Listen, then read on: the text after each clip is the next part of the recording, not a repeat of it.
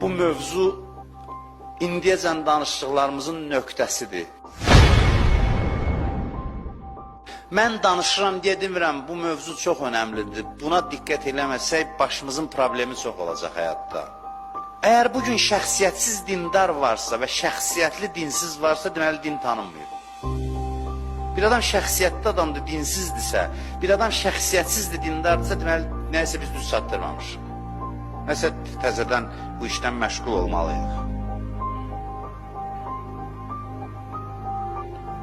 Allah din mövzusunu insanlıqdan ayırmır. Demir ki, falan kəs, Allah demir Quranda, falan kəs yaxşı oğlandır, amma kafirdir. Belə şey deyir olur.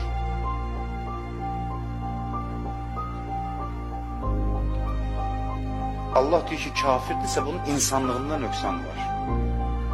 İnsanlığında nöqsan var.